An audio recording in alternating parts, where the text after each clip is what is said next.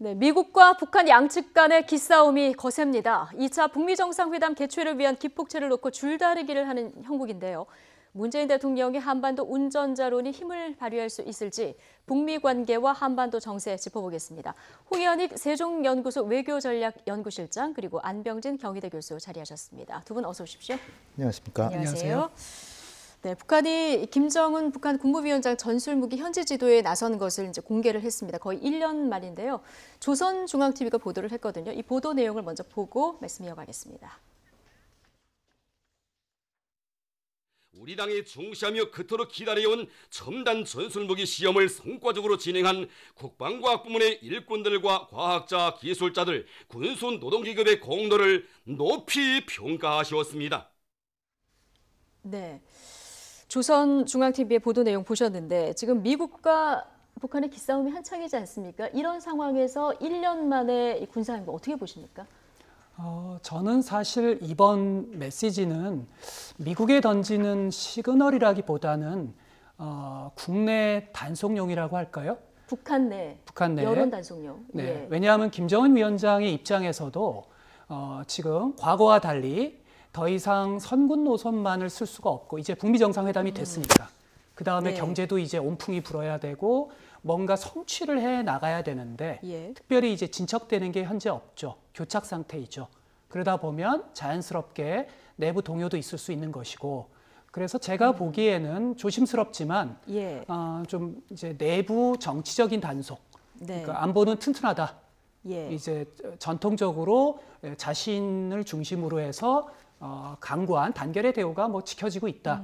이런 시그널을 보이는 게 초점이 아닐까 생각이 듭니다. 내부 단속용 메시지의 의미가 클 것이다 이렇게 분석을 해주셨는데 홍 실장님은 어떻게 보십니까? 저도 뭐 기본적으로는 국내 정치용일 가능성이 크고요. 1년 동안 너무 평화 행보를 하다 보니까 군부나 공안기관들 많은 불만이 쌓였을 거예요. 그리고 미국이 움직이질 않으니까 이럴 때 우리 지도자가 너무 양보하는 거 아닌가 이런 분위기가 있을 겁니다. 그래서 국내 정치적으로 지금 뭐 미국을 격분하게 하지는 않으면서도 우리가 결코 양보하고 있지 않다. 우리도 자주국방 그 태세를 갖추면서 군사력을 강화하면서 미국에게도 경고의 메시지를 보내는. 그러니까 결국 경고 메시지는 보내되 주목적은 북한 내부 단속이라고 이제 보여지고요. 예. 그리고 이제 뭐 결국은 미국과의 회담에서 폐기할 가능성이 큰 핵이나 장거리 미사일 이 부분이 아니기 때문에 북한으로서는 뭐 손해 볼 거 없죠. 우리가 남북 간의 평화 시대라고 하더라도 우리도 이를테면 순항 미사일 같은 거 계속 개발하고 우리 국방력 강화하잖아요. 그리고 뭐 이를테면 뭐 정찰기 같은 것도 계속 도입하고 계속 하는 것처럼 북한도 나름대로 그걸 안 해주면 자기네 체제 유지가 안 되는 거죠. 근데 이제 이 시점에 저걸 했다고 하고 그리고 이걸 또 보도한 것은 결국은 국내적인 뭐 목적도 있지만 예. 미국한테 진짜로 아무 제재도 해제해주지 않고 종전선언도 해주지 않는다면 우리도 갈 길을 갈 수도 있다. 예. 이제 여지를 보여서 트럼프 대통령에게 네. 어떻게 보면 응원을 보내는 거라고 볼 수 있습니다. 예. 트럼프 대통령도 회담을 하고 싶은데 미국 내부에서 트럼프 대통령이 너무 북한에 양보할까 봐 우려하는 예. 목소리가 크기 때문에 지금 이 정도로 했는데도 북한이 다시 핵 개발로 다시 돌아간다고 하면 미국이 손해다라고 트럼프 대통령이 얘기할 수 있도록 해주는 부분이 있다는 거죠. 예. 그러니까 미국이 봐서도 미국 국방부나 미국 국무부나 백악관 같은 경우는 뭐 그래 그러면 내가 다시 한번 대화 시동 걸어 볼까 이렇게 하는 여지가 될 수도 있는 예. 겁니다. 저기 이를테면 뭐 조금 더 미국이 움직이지 않으면 이를테면 미사일 발사 뭐 할 수도 있다는 이런 얘기까지 예. 이제 나올 수도 있는 거죠. 근데 저게 판을 깨려고 하는 것이 아니니까 우리로서는 좀 이런 그 소강 상태에서의 북한의 대미 메시지다. 그런 측면도 상당히 있다는 거죠. 예. 뭐 국내 단속용 메시지 플러스 미국 압박용 메시지가 일부 이제 들어가 있을 것이다 이런 분석이신데 그런데 북한도 좀 수위 조절을 했다는 느낌이 든 것이 전략 무기가 아니라 이제 전술 무기다 이렇게 또 꼬집어서 보도를 했거든요. 네, 제가 보기에는 트럼프 대통령과 그다음에 김정은 위원장 둘 다 미디어 퍼포먼스의 귀재들입니다. 예. 모든 걸 다 철저히 계산하죠. 만약 이번에 어떤 실험이나 이번에 제스처가 ICBM과 같은 전략적 무기에 해당되는 그런 거라면 그거는 미국의 입장에서는 사실은 트럼프가 수세에 몰릴 수밖에 없죠. 예. 그런 점에서 대단히 절제된 메시지라고 볼 수 있는 거죠. 이걸 통해서 불필요하게 지나치게 자극하지 않으면서도 일정 정도 이제 북한이 뭔가 움직이고 있다는 시그널. 지금 미국의 미디어들은 지금 CNN을 비롯해서 굉장히 이 부분에 지금 주목하고 있습니다. 하지만 미국 앵커들도 이것 자체가 그간 트럼프 외교 노선의 실패다라는 식으로 묘사하고 있지는 않아요. 예. 따라서 북한이 아주 절묘한 수위를 지금 지키고 있는 하나의 세련된 미디어 퍼포먼스가 아닌가 생각이 듭니다. 뭐 북한의 김정은 위원장뿐만 아니라 미국의 트럼프 대통령 지금 미디어 퍼포먼스의 귀재들이다 이런 얘기를 해주셨는데 어쨌든 북한이 이번에 공개한 무기가 어떤 무기인지 공개를 안 했거든요. 예. 우리 국방부에서는 가장 가능성이 이제 크게 보는 게 신형 방사포 실험한 것이 아니겠나. 근데 예. 지금 중요한 것은 발사했다는 얘기는 없습니다. 네. 발사를 하면 화면이 나오고 이게 공개를 하죠, 항상. 도발적인 예. 부분이 있잖아요. 근데 그게 아니라 그 시찰했다 그냥 그렇게 되고 성과가 있다. 그것을 보도만 했습니다. 네, 보도만 했다라고 예. 하는 것은 이게 절묘하게 계산된 행동이라고 보여지고요. 네. 그리고 저 유복자 무기라는 말을 썼어요. 그러니까 아버지 수령 때 개발 시작해서 지금 성과를 봤다 이런 식의 탄생한 무기를 지도했다 뭐 이렇게 했기 때문에 아마도 신형 방사포라고 하는 건 이제 그게 일종의 장거리 야포인데 예. 이게 200km나 날아가서 계룡대까지 날아오는 겁니다. 우리로서는 상당히 경계해야 되는 건데 예. 그거일 가능성이 일단 있고요. 아니면은 지대함 미사일 원산 같은데 이를테면은 미국이나 한국의 함대가 이렇게 공격해 들어오면 육지에서 그 함을 맞추는 지대함 미사일 또는 이 북한이 이제 공군이 약해서 절대적으로 열세거든요. 그러면 이제 폭격기 같은 게 왔을 때 그걸 맞추는 대공 무기, 네. 북한판 미사일 방어 무기 요 세 개 중에 하나가 아닐까 이렇게 생각이 예. 되는데 어쨌든 뭐 이것이 미국과의 관계에 있어서 관계를 훼손할 정도의 상황은 아니다. 그러나 우리로서는 항상 예의주시하면서 워낙 지정학적으로 짧기 때문에 남북한 가깝기 거리가 때문에, 예. 우리로서는 전략 무기나 마찬가지죠. 우리로서는 네. 그렇지만 미국이 보기에는 뭐 통상적인 뭐 그 무기 시찰했구나 이렇게 생각할 정도니까 그렇게 심각한 북미 관계 훼손을 가져오진 않을 겁니다. 예. 지금 뭐 북미 둘 다 보면은 판을 깰 생각은 없는 이런 일종의 어떤 그 행동들이나 발언들을 볼 수가 있는 이런 상황인데 이번 주에도 북한이 미사일 기지를 운용 중이다 이런 미국의 CSIS의 보고서가 나온 이후에 파장이 굉장히 크지 않았습니까? 뭐 새로울 게 없다는 주장도 있었고요. 또 북한이 비핵화 약속을 저버렸다 이런 주장도 있었는데 지금 일단 논란은 조금 수그러드는 분위기입니다만은 앞으로 그 미국의 국회 지형도 바뀌었기 때문에 이런 논란이 계속 반복되지 말란 보장은 없을 것 같습니다. 네, 앞으로도 아마 자주 보시게 되실 겁니다. 예. 근데 이거는 낯익은 패턴입니다. 이게 사실은 어떤 띵크탱크라든지 미국의 보수적인 띵크탱크라든지 보수적인 논객들이 혹은 어떤 NSA나 이런 데서 일정한 정보를 흘리고 그거를 이제 신문이 받아서 접고 예. 이제 뉴욕타임즈 같은 경우는 지금 어떻게 보면 이제 민주당 성향이니까 트럼프의 외교적 성취에 대해서는 비판적인 입장이죠. 그런 점에서 이걸 이제 자극적으로 보도하고 그리고 다시 또 한국의 언론이 좀 받고 하는 과거에도 이런 낯익은 패턴이 몇 차례 있었고요. 예. 최근에는 미국이 이란과의 합의를 깰 때 대표적으로 사용한 게 이런 전술입니다. 이란과 사전에 공식적인 합의에서 전혀 등장하지 않는 탄도미사일이라고 하는 이 이슈를 통해서 이란과의 합의를 흔들어 버렸거든요. 따라서 이번에 저는 왜 이런 제기가 예. 북미 정상 이전의 사진을 가지고 이렇게 나왔을까? 3월의 사진이고 북미 그렇습니다. 정상회담이 6월에 열렸었고요. 예. 그리고 공식적인 합의에는 사실은 이 탄도미사일에 대한 어떤 뭐 전면적 폐기라든지 예. 이런 부분은 없습니다. 모든 협상에는 단계가 있고요. 홍 박사님 말씀처럼 이 미사일에 대해서 저희 한국은 굉장히 예의주시해서 봐야 됩니다. 그러나 모든 협상에는 단계와 순서가 있습니다.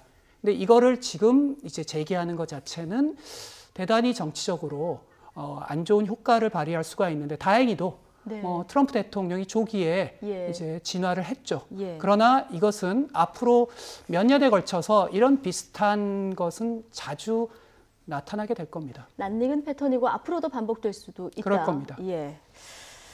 좀 예의주시해서 이런 부분들 봐야 될 것 같긴 한데요. 이런 상황에서 나온 펜스 부통령 발언을 좀 보겠습니다. 북한의 핵 목록 신고가 2차 북미 정상회담의 전제 조건이 되지 않을 것이다. 이 얘기를 하면서도요. 대신에 핵무기 사찰과 폐기 등에 관한 구체적인 계획이 나와야 한다. 이런 얘기까지 또 같이 했거든요. 이 발언은 어떻게 해석할 수 있을까요? 일단은 북미 간의 몇 달간의 소강 상태에서 조정된 내용을 미국이 조금은 받아들이면서 그러면서도 다른 부분에서 보다 철저한 요구를 해서 나름으로는 성과를 거둬서 국내적으로 미국 국내에서 지금 저 삭감몰 기지 미사일 기지 얘기 저런 것이 바로 트럼프 대통령에 대한 국내 정치적으로 뒤흔들기 보도거든요. 예. 근데 뉴욕 타임스처럼 이런 정론지가 저런 보도를 해서 저도 대단히 유감스러운데요. 뉴욕 타임스 다시 봐야 되겠다 이런 생각까지 들 정도로 그만큼 미국 언론이 지금 트럼프를 매우 싫어합니다. 그러니까 폭스뉴스하고 월스트리트 저널 이런 거 한두 개 빼놓고는 네. 모든 언론이 트럼프를 싫어해요. 그러니까 트럼프가 빌미를 제공한 건 트럼프가 내가 북핵 문제 완전히 지금 뭐 개선해 가고 있다. 다 내 덕이다. 뭐 이런 네. 식으로 너무 자랑을 하니까 무슨 소리냐. 실제로 북한 미사일 계획 지금 계속되고 있는데 근데 사실 이게 북미 정상회담이 되기도 전에 그 사진을 가지고 왜 약속하지도 않은 거를 왜 안 지키냐라고 하는 거는 어처구니가 없는 거죠. 약속을 한 적이 없는 거를 왜 안 지키냐고 지금 네. 그러고 있는 거거든요. 아직까지도 약속이 안 됐어요. 그 부분은. 예. 근데 이제 펜스 부통령이 다행히 문재인 대통령 만나서 일단은 그 북한이 핵 신고를 해야 된다라는 게 기본 입장이었는데 올 여름 내내 미국은 그걸 주장했죠. 신고부터 해라. 너의 정체를 밝혀라. 이런 건데 거꾸로 북한의 논리는 뭐냐면은 그걸 신고하면 북미 간의 이런 평화 분위기가 깨진다. 왜냐하면 미국이 가진 정보하고 북한이 가진 정보가 100% 일치하지 않을 때는 이게 그 서로 간의 그 팩트 그 저 확인 작업 네. 그걸로 완전히 판이 깨진다는 거죠. 과거에 사찰 문제로 그 북핵 문제 판이 완전히 깨져서 한 10년 동안 아무 회담도 못한 것처럼 이게 신고 부분이 나오면 온갖 그 의혹이 제기되면서 그 여기도 봐야 되겠다, 저기도 봐야 되겠다 그러면서 북한은 또 다 보여줄 수는 네. 없잖아요. 그러니까 순서를 좀 바꿔서 부분별로 완전 해체를 하고 폐기를 하면서 그 부분은 사찰을 받겠다. 그게 이제 우리 정부가 나서서 북미 간에 전혀 평행선을 달리고 있던 이거를 좀 접점을 만든 거거든요.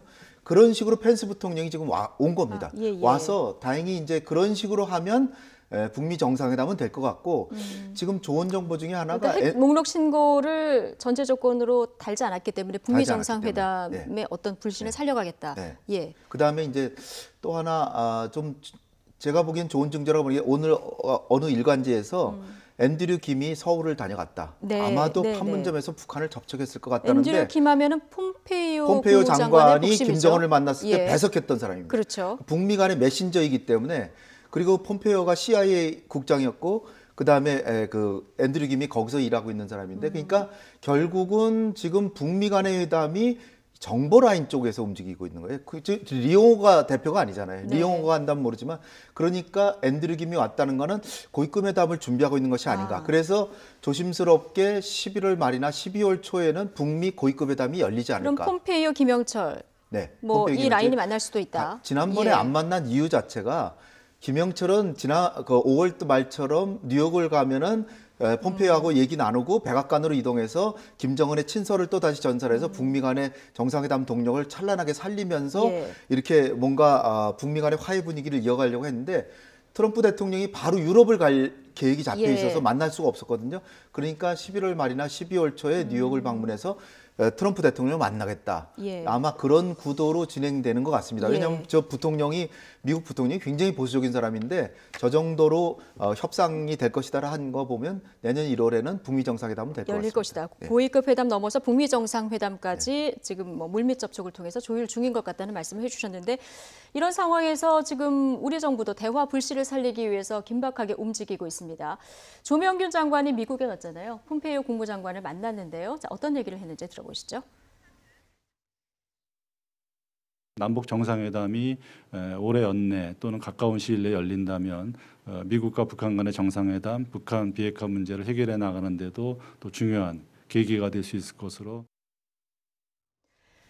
지금 얘기를 들어본 것 중에 가장 눈에 띄는 부분이요. 연내 남북 정상회담 가능성을 지금 열어뒀거든요.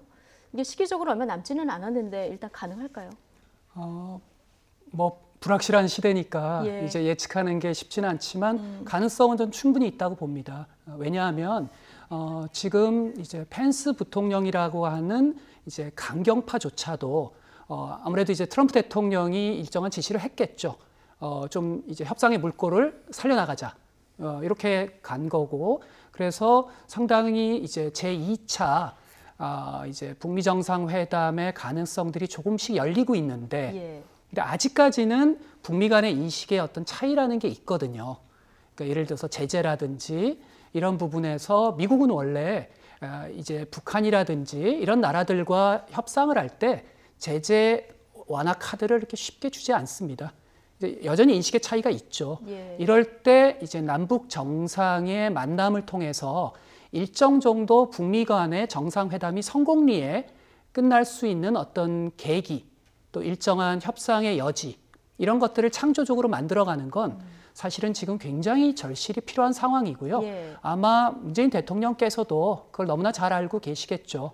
그런 점에서 사실은 연내에 그런 정상회담의 필요성이 굉장히 예. 크고 그리고 뭐 남북 간에는 사실은 정상회담이라는 게 그렇게 오랜 준비가 필요한 게 아니죠. 우리가 지난번에 봤듯이 네.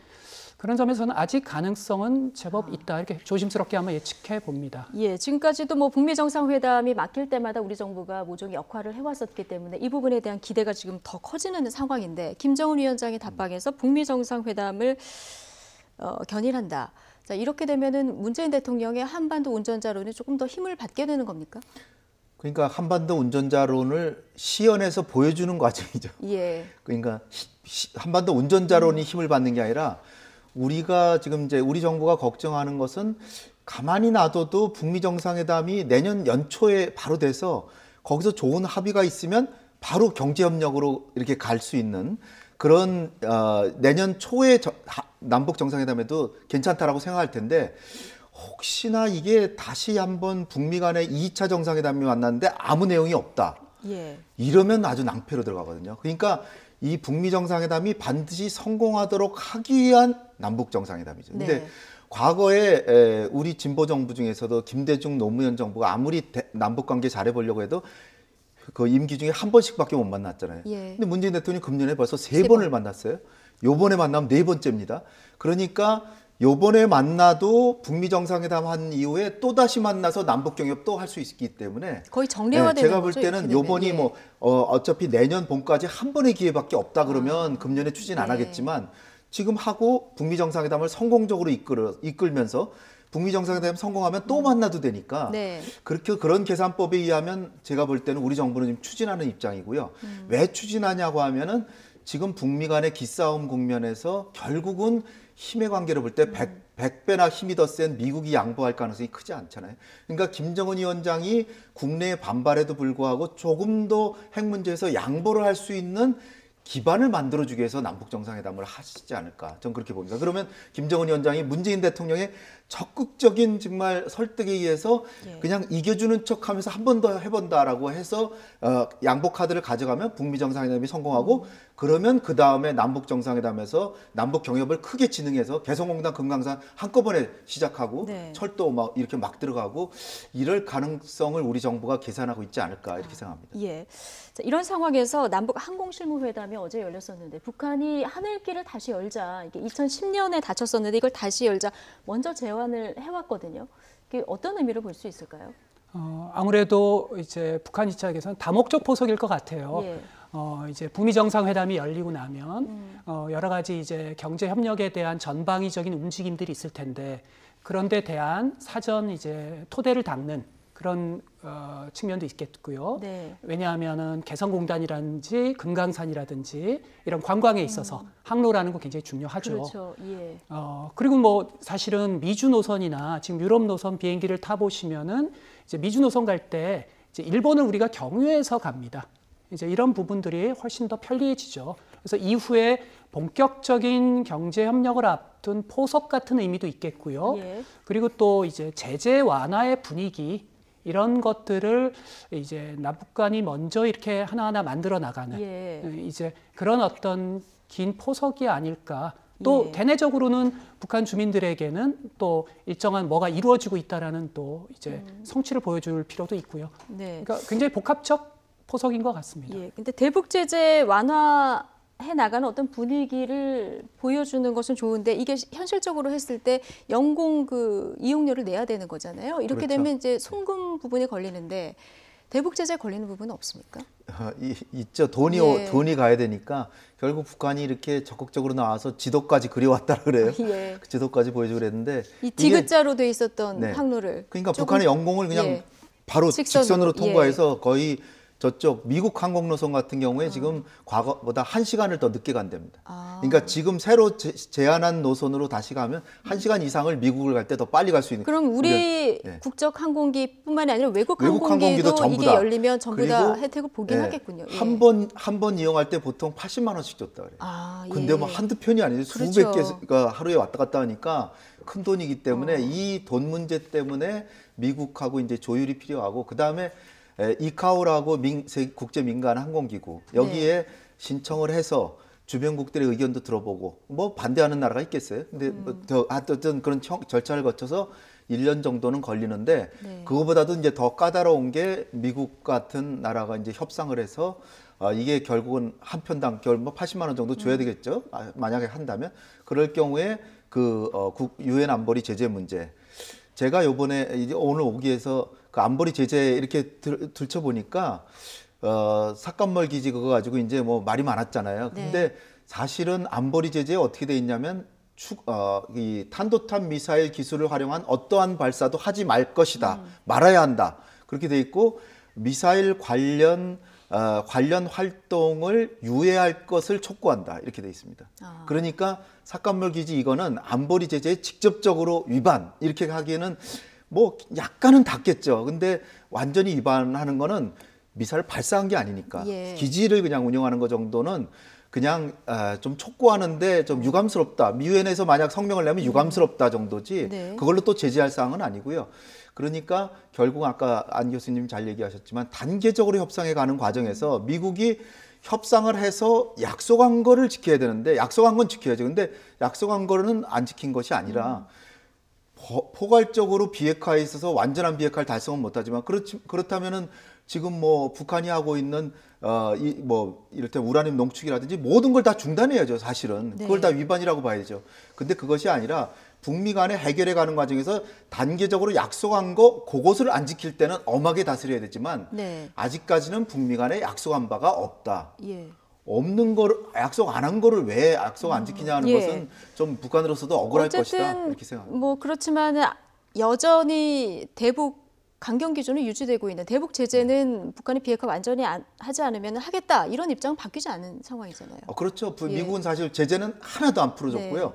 그런데 6.12의 그 북미 간의 합의한 거 보면 관계 정상화, 그 다음에 뭐 평화 체제 구축, 그 다음에 완전한 비핵화, 유해 송환인데 유해 송환은 지켰고 예. 1, 2번에 있어서 미국이 좀 성의를 보이려면 연락사무소라도 설치를 해주고, 예. 그 다음에 이 평화협정을 체결해 주기로 한 거라면은 종전선언 정도는 해주면서 북한도 왜 비핵화를 안 하냐, 실질적인 비핵화 안 하냐 그러면 정말로 미국이 당당하고 모범적인 세계 초강대국이 되겠지만 예. 미국은 사실상 한미연합훈련 그 대규모 훈련만 돈 든다고 안 한 거 외에는 사실 아무것도 안 하고 한 거 네. 보면은 미국도 조금 한번 다시 생각해 봐야 되지 예, 않을까. 어쨌든 뭐 국제사회의 여러 공조를 맞춰가야 되는 측면이 있기 때문에 이 항공 개설 문제도 우리 정부도 즉답을 하지 못하는 이런 상황이 어제 연출이 된 것 같습니다. 좀 지켜보도록 하죠.